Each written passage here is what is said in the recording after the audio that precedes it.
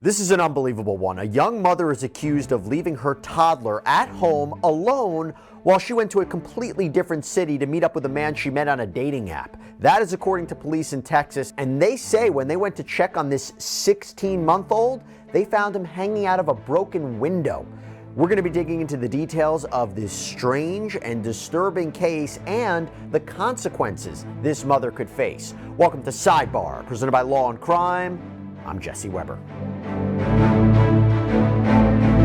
Reese Myers, a 25-year-old Army veteran, is in some very serious trouble after she allegedly left her 16-month-old son home alone with dogs while she, get this, went on a date with a guy that she met on the dating app Hinge. Yes, that's the allegation now. That's what we're talking about. The story actually starts several months ago, so let's go back. Police in Killeen, Texas were alerted that they needed to do a child welfare check back in July because they went to this apartment complex, and what do they find? A toddler hanging out of a broken window of a ground floor apartment. They say neighbors were trying to help this child, especially because there was this aggressive dog that was near him. Not entirely clear if the dog was trying to attack the child or protect the child, but obviously a very distressing situation. Now, according to an affidavit, the window wasn't shattered, but there was cardboard and plexiglass that had been used to cover it. Officers removed it to get inside the apartment. They found this 16-month-old wearing only a shirt. He was covered in feces. He had diaper rash. And officers say that it looks like Myers had intended to leave her baby alone for a long period of time. There were some doors in the apartment that were closed. There was a baby gate blocking off the kitchen. There were deadbolts on the doors and windows that were locked. This is all according to the affidavit. So, of course, police were very concerned and alarmed, and they called Myers right away, and she allegedly tells them that she's in San Antonio, more than 2 hours away. The affidavit says that she told officers that she matched with a guy on the dating app Hinge, went to San Antonio to meet up with him to go on a date. She claimed that she'd been gone since the day before. Now, Myers allegedly told police that, look, she had called a babysitter that she'd worked with before, that the babysitter was supposed to be looking after her child. She said that she'd spoken with the woman before through Facebook. The problem is police get in touch with that babysitter, and it turns out she apparently hadn't spoken with Myers since last year. Her phone showed she had no Facebook communication with her since December of 2023. And police also made contact with another woman, maybe former roommate of Myers, said she lived with Myers for a short while. She claims that Myers was neglectful toward the child, often leaving at night, not returning until the next day. The toddler was checked out at a hospital, taken into the care of Child Protective Services, and officers told Myers she has to come back immediately. Here's where there's another wrinkle in the story. She apparently didn't. Authorities ended up arresting her out in California on the Fort Irwin Army base. That's almost, 1,400 miles away? And now she was brought back to Texas. She's been in custody ever since. So according to her LinkedIn page, Myers is a veteran of the U.S. Army. She had worked as a paralegal for a few law firms.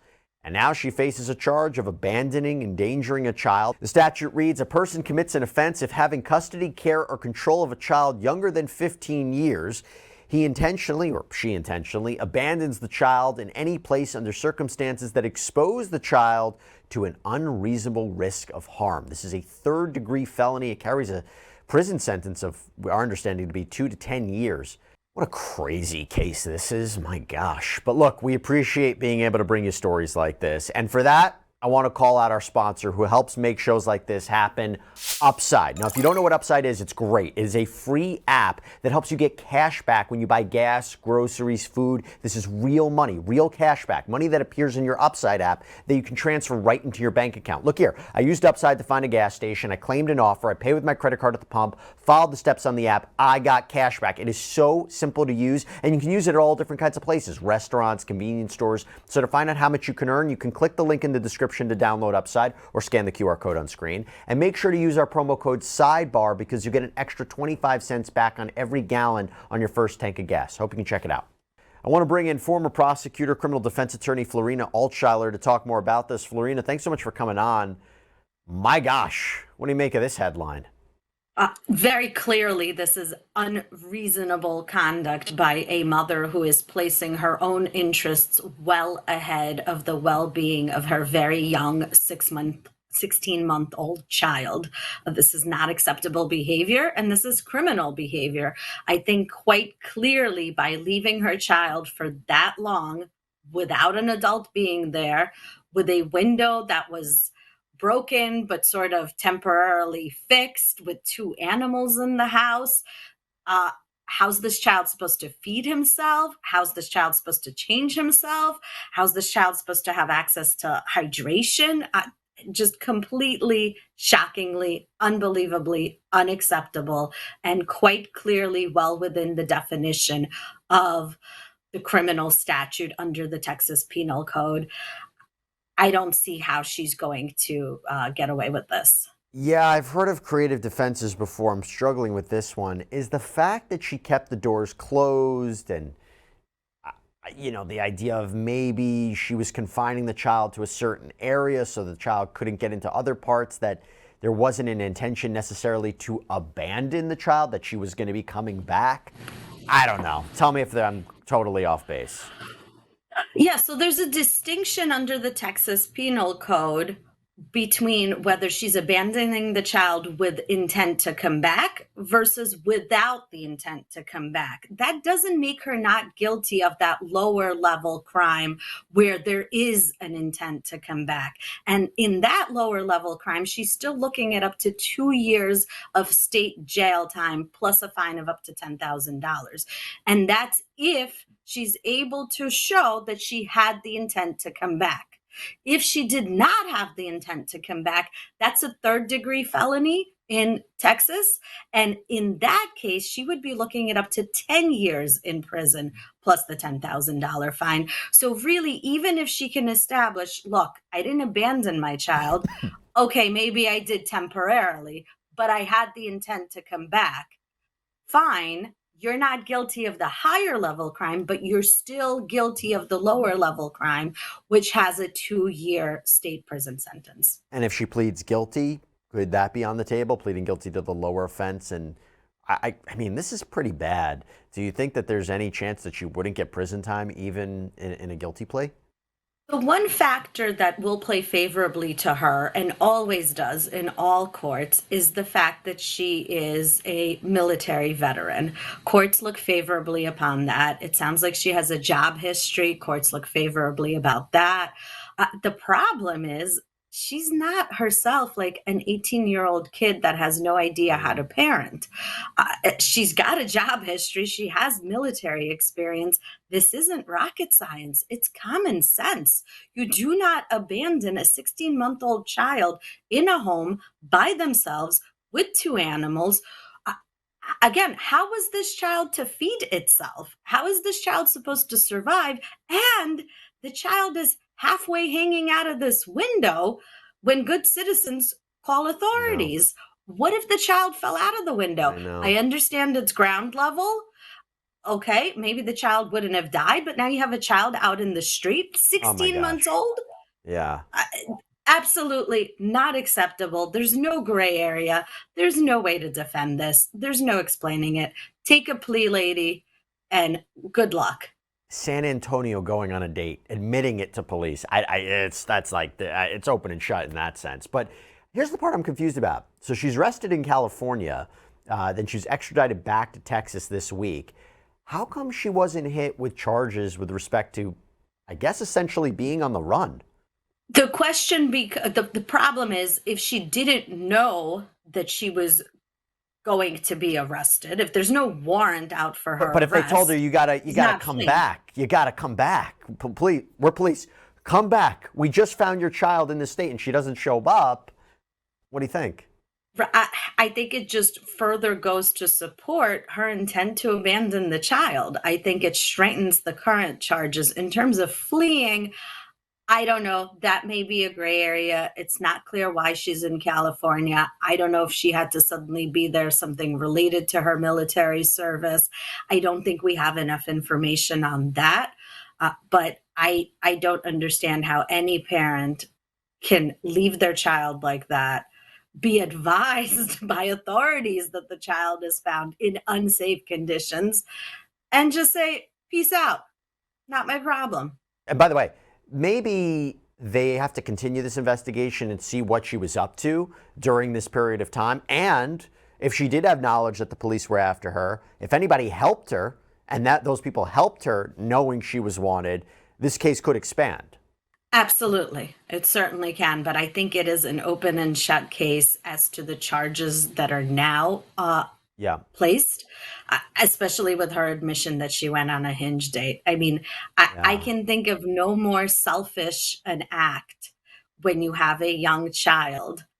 And what would it have cost her to find a competent, capable adult to watch this child if she so desperately needs to go out? Parenting is tough. Nobody can parent 24/7 all the time. And that is not the standard. The standard is to act like a reasonable human being.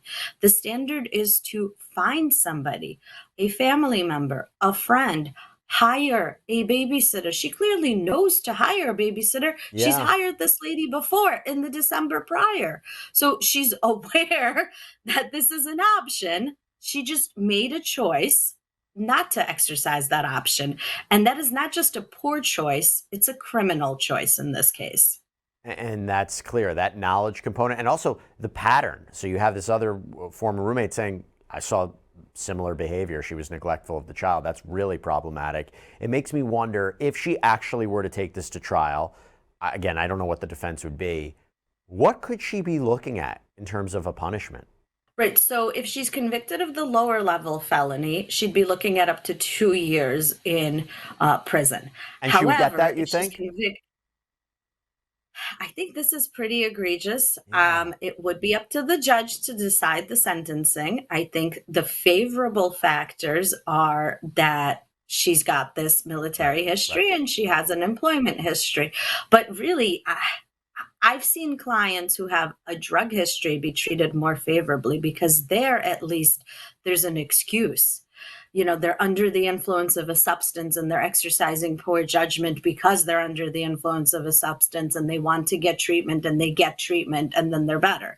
Here, we're talking about somebody who, under the facts that we know now, is not under the influence of a substance. She is acting rationally, except irrationally, right? She's coherent, she's of clear mind, and she's making a conscious and deliberate choice to put her own self interests well ahead of a 16-month-old child. She wants to go on a date, and she frankly does not care what happens to her child. Being Yeah. 2 hours away with no ability to timely come back, it's really just a horrible, selfish act. And I could see Yeah. a judge, when she's convicted, finding those to be aggravating factors and sentencing her to a sentence that involves state jail time. Any chance she could ever be reunited with her son in the future? So, the standard for reuniting a parent with a child is what is in the best interest of the child. And I think every parent should have the opportunity to be with their child and should be a positive influence on their child's life. She is still a young woman. Clearly, she's smart enough and capable enough to work as a paralegal and to have had served in the military. So, she has potential. I think she needs to take parenting classes. I think she needs to mature.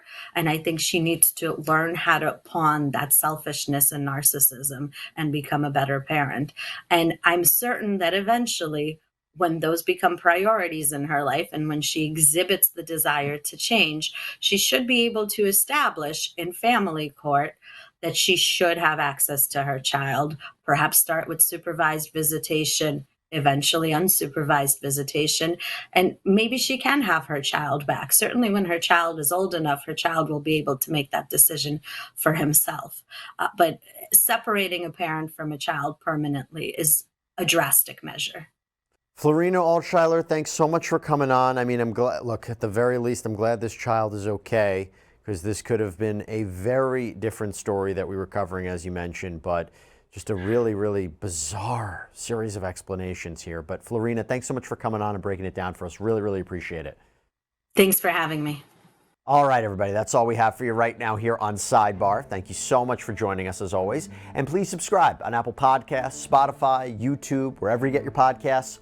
I'm Jesse Weber. Speak to you next time.